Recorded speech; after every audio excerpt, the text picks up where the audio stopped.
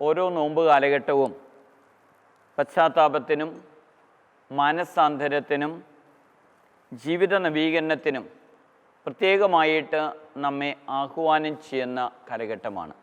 3 തലങ്ങളിലൂടെയാണ് ഈ നോമ്പുകാലം നാം ഫലപ്രദമായിട്ട് വിനിയോഗിക്കാനായിട്ട് പരിശ്രമിക്കുന്നത്.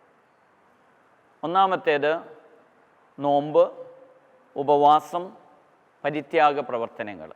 നമ്മുടെ ശരീരത്തിൻ്റെ ആസക്തികളെ നിയന്ത്രിക്കുവാനായിട്ട് നാം നമ്മുടെ ശരീരത്തെ ചില കഠിന പ്രയത്നങ്ങളിലൂടെ മെരുക്കുവാനായിട്ട് ശ്രമിക്കുകയാണ്.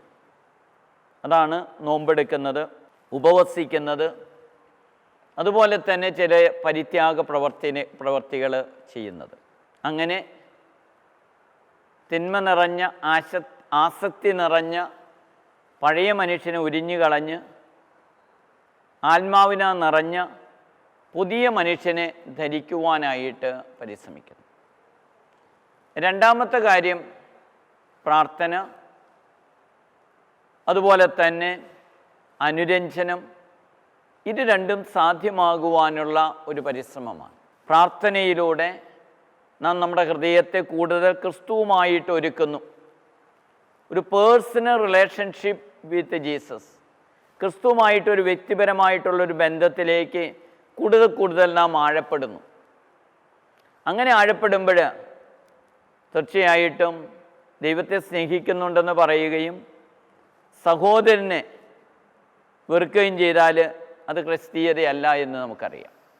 അപ്പോൾ ദൈവത്തെ കൂടുതലായിട്ട് സ്നേഹിച്ച് വ്യക്തിപരമായിട്ടുള്ള ഒരു താതാത്മ്യപ്പെടലിലേക്ക് കടന്നു വരുമ്പോൾ എവിടെയെങ്കിലും സഹോദരങ്ങളുമായിട്ട് വൈരാഗ്യമോ ശത്രുതയോ ഭിന്നതയോ ഒക്കെ ഉണ്ടെങ്കിൽ അതൊക്കെ നീക്കിക്കളഞ്ഞ് അനുരഞ്ജനത്തിൻ്റെ ഒരു പാതയിലേക്ക് കടന്നു വരാനായിട്ട് നമുക്ക് കഴിയണം. വലിയ ഒരു ആഹ്വാനമാണ് ഈ നോമ്പുകാലം ചെയ്യുന്നത്. പരസ്പരം അനുരഞ്ജിതരായി കൂട്ടായ്മയിലൂടെ വർത്തിക്കണം. അതുകൊണ്ടാണല്ലോ ഈശോ പഠിപ്പിച്ചത്, നീ ബലിയർപ്പിക്കാനായിട്ട് വരുമ്പോൾ നിൻ്റെ സഹോദരന് നിന്നോട് എന്തെങ്കിലും വൈരാഗ്യമോ ശത്രുതയൊക്കെ ഉണ്ടെങ്കിൽ ബലിവസ്തുക്കൾ ആദ്യം നീ അവിടെ വയ്ക്കുക, എന്നിട്ട് അവനുമായിട്ട് അനുരഞ്ജനപ്പെടുക, എന്നിട്ട് വന്ന് ബലിയർപ്പിക്കുക. വളരെ ശക്തമായിട്ടുള്ള താക്കീതാണ് യേശു പറയുന്നത്. അതായത് നിനക്ക് മറ്റുള്ളവനോട് വൈരാഗ്യം ഉണ്ടെന്നല്ല, അതുണ്ടെങ്കിൽ തീർച്ചയായിട്ടും അതിനേക്കാളുപരി അവന് നിന്നോട് വൈരാഗ്യം ഉണ്ടെന്ന് നിനക്ക് തോന്നുന്നുണ്ടെങ്കിൽ നീ ബലിവസ്തു അവിടെ വെച്ചിട്ട് ആദ്യം പോയി അനുരഞ്ജനപ്പെടുക, എന്നിട്ട് ബലിയർപ്പിക്കുക. അനുരഞ്ജിതരായിട്ട് ബലിയർപ്പിക്കപ്പെടുവാനായിട്ടാണ് നമ്മുടെ ആവശ്യപ്പെടുന്നത്. മൂന്നാമത്തെ കാര്യം ദാനധർമ്മം, ജീവാരുണ്യ പ്രവർത്തനങ്ങൾ, ഉപവി പ്രവർത്തനങ്ങൾ. ഇതിൽ സമ്പന്നരാകാനായിട്ട് നമുക്ക് കഴിയണം. ദാനധർമ്മം വളരെ അനിവാര്യമായിട്ടുള്ള ഘടകമാണ്. അതുകൊണ്ടാണ് യേശു അന്ത്യവിധിയെക്കുറിച്ച് പഠിപ്പിക്കുമ്പോൾ അവിടുന്ന് ചെമ്മരിയാടുകളെ കോലാടുകളിൽ നിന്ന് വേർതിരിക്കുന്നു. തൻ്റെ വലതുഭാഗത്തുള്ളവരോട് പറയുന്ന, അനുഗ്രഹിക്കപ്പെട്ടവരെ, യോഗാരംഭം മുതൽ നിങ്ങൾക്ക് സജ്ജമാക്കിയിരിക്കുന്ന സ്വർഗരാജ്യത്തിലേക്ക്, ദൈവരാജ്യത്തിലേക്ക് പ്രവേശിക്കുക.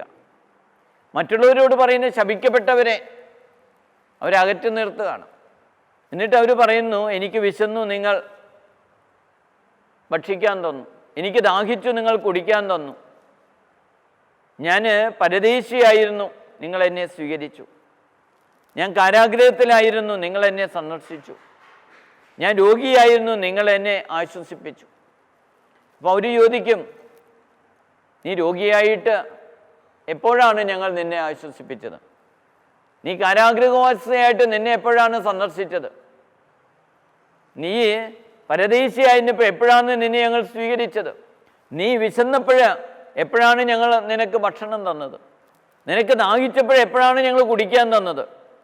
പക്ഷെ വളരെ വ്യക്തമായിട്ട് ദാനധർമ്മത്തിൻ്റെ അർത്ഥം വളരെ മനോഹരമായിട്ട് വിശദീകരിക്കുന്നുണ്ട്. ഈ എളിയവരെ നിങ്ങളിത് ചെയ്തു കൊടുത്തപ്പോൾ എനിക്ക് തന്നെയാണ് ചെയ്തു തന്നത്. എന്നിട്ട് ഇടതുഭാഗത്തുള്ളവരോട് അവിടുന്ന് പറയും, ഈ എളിയവരെ നിങ്ങൾ ഇത് ചെയ്തു കൊടുക്കാതിരുന്നപ്പോൾ എനിക്ക് തന്നെയാണ് ചെയ്തു തരാതിരുന്നത്. അപ്പോൾ ദാനധർമ്മത്തിൻ്റെ വളരെ വ്യക്തമായിട്ടുള്ള അർത്ഥം യേശു അസന്നിഗ്ധമായിട്ട് പറയുകയാണ്. അതായത് പാവപ്പെട്ടവരിൽ, പാർശ്വവൽക്കരിക്കപ്പെട്ടവരിൽ, രോഗികളിൽ, പാർപ്പിടമില്ലാത്തവരിൽ, വിശക്കുന്നവരിൽ, ദാഹിക്കുന്നവരിൽ ആശ്വാസം നൽകാനായിട്ട് നമുക്ക് കഴിഞ്ഞാൽ അത് നാം ദൈവത്തിന് കൊടുക്കുന്ന ആശ്വാസത്തിന് തുല്യമാണ്. അതുകൊണ്ടാണ് മദർ തെരേസയോട് ചോദിച്ചു, what makes you or what compels you to do these things. Mother Teresa ജീവിച്ചിരുന്നപ്പോൾ കൽക്കട്ടയിലെ തെരുവുകളിൽ കിടന്ന പുഴുവരിച്ച പാവപ്പെട്ട മനുഷ്യരെയൊക്കെ എടുത്തുകൊണ്ട് വന്ന് അവരുടെ മുറിവുകൾ വെച്ച് കെട്ടി അവരെ ആശ്വസിപ്പിച്ച് അവർക്ക് വെള്ളം കൊടുത്ത് അവർക്ക് ഭക്ഷണം കൊടുത്ത് അവർക്ക് താമസിക്കാൻ ഇടം കൊടുത്ത് അവരെ ആശ്വസിപ്പിച്ചപ്പോൾ അവർ തന്നെ ചിലർ ചോദിച്ചു, ആർ യു ഗോഡ്? മദർ തെരേസയോട് ചോദിച്ചു, ആർ യു ഗോഡ്? നീ ദൈവമാണോ? മദർ തെരേസ പറഞ്ഞു, I am not God, but I am doing these things because I love God. ഞാൻ ദൈവമല്ല, പക്ഷേ ഞാൻ ദൈവത്തെ സ്നേഹിക്കുന്നുകൊണ്ടാണ് ഞാനിത് ചെയ്തത്. നവീൻ ചൗള മദർ തെരേസയെക്കുറിച്ച് ആത്മകഥ എഴുതിയപ്പോൾ, ജീവചരിത്രം എഴുതിയപ്പോൾ അതിൽ പരാമർശിക്കുന്നുണ്ട്, കോടിക്കണക്കിന് രൂപ തന്നാലും എനിക്കിതേപോലെ ചെയ്യാൻ കഴിയില്ല. But what makes you, what compels you to do these things? Mother തെരേസയോട് ചോദിക്കുന്നതിന് എന്താണ് മദർ തെരേസയെ ഇങ്ങനെ ചെയ്യാനായിട്ട് പ്രേരിപ്പിക്കുന്നത്? മദർ തെരേസ പറഞ്ഞു, എനിക്ക് എത്ര കോടി രൂപ തന്നാലും എനിക്കത് ചെയ്യാൻ പറ്റില്ല. But the love of God compels me. ദൈവത്തിൻ്റെ സ്നേഹം എന്നെ ഇതിന് നിർബന്ധിക്കുന്നു. ഈ നോമ്പുകാലം നാം നോമ്പ് നടത്തി ഉപവസിച്ച് നമ്മൾ പരിത്യാഗ പ്രവർത്തനം ചെയ്ത് നമ്മുടെ ശരീരത്തെ നിയന്ത്രിക്കുന്നു, പ്രാർത്ഥന നടത്തി ദൈവമായിട്ടൊരു പേഴ്സണൽ റിലേഷൻഷിപ്പിലേക്ക് വരുന്നു, അനുരഞ്ജനം സാധ്യമായിട്ട് കൂട്ടായ്മയിലേക്ക് വരുന്നു. ഇതിൻ്റെ പരിണത ഫലമായിട്ട് പ്രകടമാകേണ്ട രംഗമാണ് ദാനധർമ്മം, ജീവകാരുണ്യ പ്രവർത്തനങ്ങൾ, അതുപോലെ തന്നെ ഉപവി പ്രവർത്തനങ്ങൾ. ഇതുവഴിയായിട്ട് ഈ നോമ്പിൻ്റെ ചൈതന്യം നമുക്ക് പ്രകടമാകാനായിട്ട് കഴിയണം. യേശു തൻ്റെ മരുഭൂമിയിലെ 40 ദിനരാത്രങ്ങൾ ഉപവസിച്ച് പ്രാർത്ഥിച്ചൊക്കെ കഴിഞ്ഞപ്പോൾ പിശാച് യേശുവിനെ പരീക്ഷിച്ചു. 3 പ്രധാനപ്പെട്ട പരീക്ഷകളാണെന്ന് നമുക്കറിയാം. ഈ ത്രിവിധ പരീക്ഷണങ്ങളിലൂടെ യേശു കടന്നുപോയി. സമാനമായിട്ടുള്ള പരീക്ഷണങ്ങൾ നമുക്ക് നേരിടും, ഒരു ഇതുമില്ല. നമുക്ക് ഈ പരീക്ഷണങ്ങൾ ഉണ്ടാകുമ്പോൾ അത് ദൈവാനുഗ്രഹത്തിൻ്റെ കുറവ് കൊണ്ടോ അല്ലെങ്കിൽ ദൈവം നമ്മെ ശപിച്ചുകൊണ്ടോ ആണെന്ന് ആരും തെറ്റിദ്ധരിക്കരുത്. ഈശോയ്ക്ക് പോലും പ്രലോഭനങ്ങളിലൂടെ കടന്നു പോകേണ്ടി വന്നിരുന്നെങ്കിൽ നമുക്കും പ്രലോഭനങ്ങളിലൂടെ കടന്നു പോകുമ്പോൾ നാം ആരും തെറ്റിദ്ധരിക്കേണ്ട അത് ചില ശാപത്തിൻ്റെ പേരിലോ അതല്ല എങ്കിൽ ദൈവാനുഗ്രഹം നമുക്ക് ഇല്ലാത്തതുകൊണ്ടോ ആണോ നടന്നതെന്ന് ആരും ചിന്തിക്കരുത്. മറിച്ച് വിശ്വാസ പരീക്ഷകൾ അനുഗ്രഹത്തിൻ്റെ കുറവായിട്ടോ ദൈവത്തിൻ്റെ ശാപമായിട്ടോ കരുതരുത്. വിശ്വാസത്തിൽ ശക്തിപ്പെടുവാൻ നമുക്ക് ലഭിക്കുന്ന അവസരങ്ങളാണ്. നമ്മൾ ആരും ചിന്തിക്കരുത് ജീവിതത്തിലെ എല്ലാ പ്രശ്നങ്ങളെയും മാന്ത്രിക ദണ്ടുകൊണ്ട് വീശി ഇല്ലാതാക്കുന്ന മാന്ത്രികനായിട്ടുള്ളൊരു വ്യക്തിയാണ് ദൈവമെന്ന് ആരും വിചാരിക്കരുത്. അങ്ങനെ ചിലരൊക്കെ തെറ്റിദ്ധരിക്കുന്നുണ്ട്. എനിക്കൊരു സഹനവും പാടില്ല, എനിക്കൊരു രോഗവും പാടില്ല, എനിക്കൊരു പ്രതിസന്ധിയും പാടില്ല, എനിക്കൊരു പ്രലോഭനവും ഉണ്ടാകാൻ പാടില്ല. അങ്ങനെ പ്രലോഭനം ഉണ്ടെങ്കിൽ പിന്നെ അത് എനിക്ക് ഒരിക്കലും ഉൾക്കൊള്ളാൻ കഴിയില്ല, ദൈവം എന്നെ സ്നേഹിക്കുന്നുണ്ടെന്ന് പറഞ്ഞിട്ട് എനിക്ക് എന്തുകൊണ്ട് ഇതൊക്കെ ഉണ്ടായി എന്ന് പരാതി പറയുന്നവരുടെ എണ്ണം കൂടുന്നുണ്ട്. അവിടെയാണ് യേശുവിൻ്റെ പ്രലോഭനങ്ങൾ നമ്മുടെ മുമ്പിൽ നിൽക്കുന്നത്.